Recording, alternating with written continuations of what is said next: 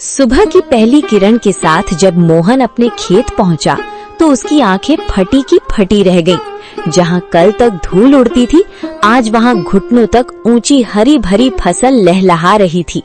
बड़े बड़े चमकदार आलू और मोतियों जैसे मटर के दाने। तभी वहां से काला गुजरा। काला हैरानी और चिढ़ के साथ, अरे मोहन, ये क्या तमाशा है?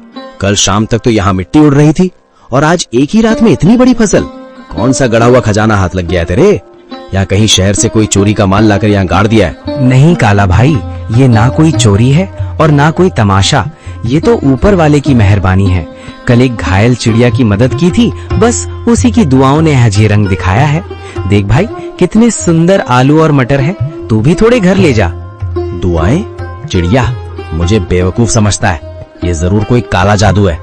जोर से, मुझे तेरे खैरात की जरूरत नहीं है मोहन। याद रख, जो रातों रात उगता है वो रातों रात ढल भी जाता है। काला के मन में शांति नहीं थी। वो जानना चाहता था कि मोहन को ये सब मिला कैसे। वो बिल्ली के कदमों से मोहन के टूटे हुए घर के पीछे पहुंचा और खिड़की से कान लगाकर सुनने लगा। अंदर मोहन, बिमला और माँ बातें कर रही हैं। मोहन, मुझे अब भी यकीन नहीं होता। वो सुनहरी परी सच में हमारे लिए फरिश्ता बनकर आई थी। उसने कहा था ना कि जब तक दिल साफ रहेगा ये फसल बढ़ती रहेगी। हाँ बिमला, उसने उसी बरगद के पेड़ के पास दर्शन दिए थे जहाँ से मैं रोते हुए लौट रहा था। वो दिव्य प्रकाश, वो ममता भरी आंखें, मैं कभी नहीं भूल सकता। काला भाई को शक हो रहा था, पर उसे कैसे समझाऊं कि ये सब दया का फल है। काला खिड़की के बाहर बुदबुदाते हुए, अच्छा तो ये बात है। बरगद का पेड़, परी और सुनहरी पोटली। अगर उस भीख मंगे मोहन को परी मिल सकती है तो मैं तो उससे कहीं ज्यादा चालाक हूँ।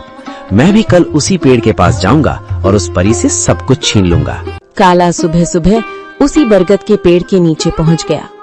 उसने एक जाल बिछाया और एक चिड़िया के आने का इंतजार करने लगा। उसने सोचा कि वो किसी चिड़िया को घायल करेगा और फिर उसकी मदद का नाटक करेगा। कहाँ है वो परी? ओ चिड़िया, बाहर निकल।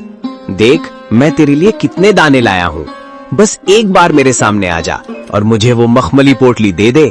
मुझे आलू मटर नहीं, मुझे सोना चाहिए, चांदी चाहिए।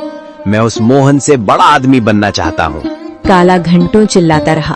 कभी रोने का नाटक करता तो कभी लालच में पेड़ की टहनियां हिलाता, लेकिन वहाँ सन्नाटा छाया रहा। अचानक एक तेज ठंडी हवा चली और एक आकाशवाणी हुई। काला, प्रार्थना हृदय से की जाती है, लालच से नहीं। मोहन ने एक जान बचाने के लिए अपनी कमीज फाड़ी थी और तू एक जान लेने के लिए जाल बिछा रहा है। जा, तुझे कुछ नहीं मिलेगा क्योंकि तेरा मन ईर्ष्या की राख से भरा है। लालच की फसल कभी मीठी नहीं होती।